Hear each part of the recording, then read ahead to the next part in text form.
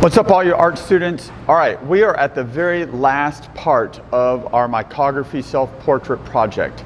Now, at this point, you should have your selfie, and you should have gridded it, and you should have mapped out your values on it. So it should look something very similar to this, something like that. So now we're ready to start actually making our final. So what we're gonna do for our final is we're gonna get our big piece of paper, our 15 by 15, we're gonna put a grid on it. This grid is going to be 3 times bigger than our photograph. Our photograph is 5 by 5 with a 1/2 inch grid. Our big one is going to be a 15 by 15 with a 1.5 inch grid or 1.5 inch grid. So I'll do one video showing you guys how to make the grid, and I'll do a separate video about moving the values from your photograph to your big final. The way we are going to put our values onto our final is with Micrography. Now, just a brief reminder, I know it was a long time since you guys have done this, about a week and a half ago. Micrography is whenever you add value by using words. The more letters and words you put on there, the greater value it has or the darker it becomes. The fewer words or the fewer letters and the more spread out or bigger they become, the lesser the value. You should have a Micrography value scale and your Micrography value sphere. You're going to use these to help measure how much value to put onto your final. So I'm going to go ahead and move over to my camera where it's overhead. I'm going to show you guys how to make your grid onto your big piece of paper. What we're going to do is we're going to start creating the grid on your photograph, and we're going to start putting it on your big piece of paper. Well, I'm going to go over a few small details first to show you guys how this is going to be done. And we're going to do just a little bit of math. Not a lot, just a touch. So essentially, this small one here, I'm gonna say this one's the small one. This is a 5 inch by 5 inch, right? But we're moving to a bigger one. This is a 15 by 15. This is represented in a ratio called a 1 to however much bigger we're making. In this case, we're making it 3. So whatever represented on the 1, we're gonna multiply times 3 to get to the big one. So in this case, if it's 5 inches by 5 inches, we're going to take those 5 inches by 5 inches and we're going to multiply it times 3 to get 15. That also means the grid that's in here, we're going to take that same grid and we're going to multiply it times 3 to get to the bigger grid. That means if this small grid is 0.5, we're going to take 0.5 and multiply it times 3 to get to the bigger one, which is 1.5. That means on this big one, we're not going to go every 1/2 inch. We're going to go every 1.5 inches right here and make a mark. And I'm going to go ahead and show you guys how that works. And I'm going to show you a trick that I've done in the past to help me, because I know sometimes I get confused. So what we're going to do is we are going to make a mark just like our small grid, except we're not going to go every 1/2 inch, we're going to go every 1.5 inches and make a slight mark. And this time we're going to make it really, really lightly. We do not need to make it dark. All right, so in this instance, we're going to do the same thing we did with our small grid. We're going to take this 0 line and we're going to line it up with the edge of the paper right here. Make sure it's lined up. Now my head's probably going to get in the way. And instead of moving every 1/2 inch, putting a mark here, we're going to move every 3 1/2 inches. Meaning we're going to go 1, 2, 3. We're going to make a mark. Then we're going to do that again. 1, 2, 3, and make a mark.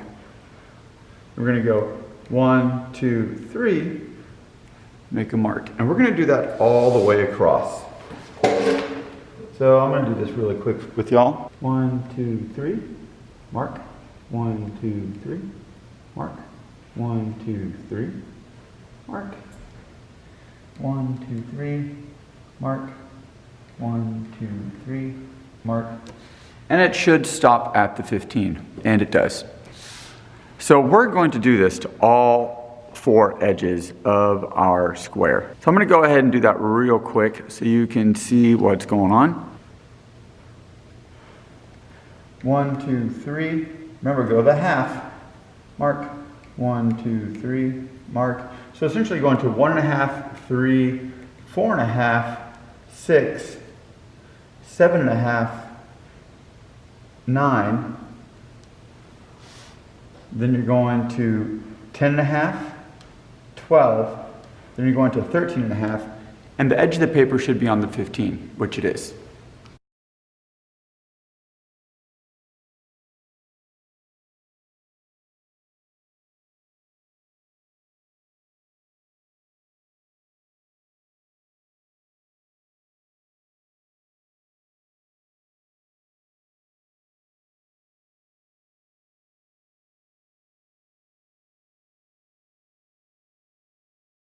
All right, at this point, I should have marks on all 4 edges of my paper, which I do.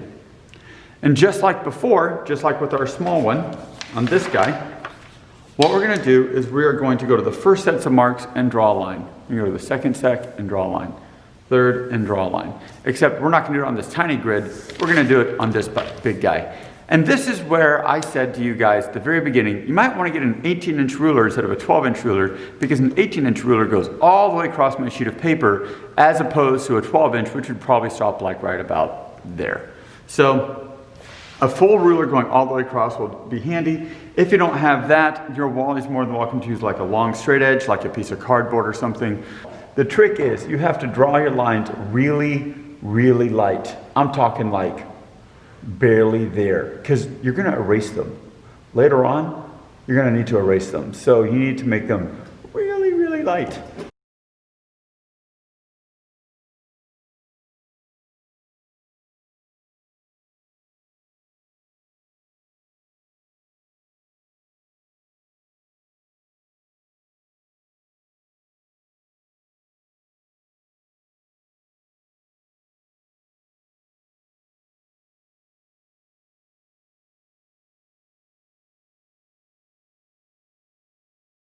Also, when I make my light lines, I do not hold my pencil right here. I hold my pencil back here and I just barely touch my paper, just barely touch.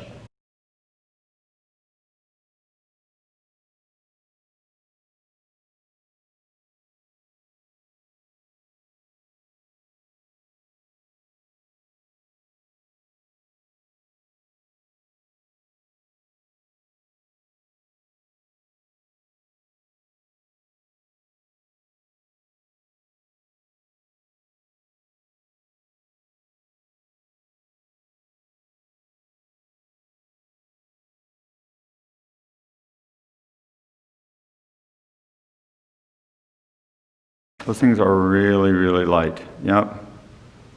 Those things are really light. All right, you see how light those are? Very, very light. All right, let's do the other side. So now I'm going to flip it, and I'm going to go this way.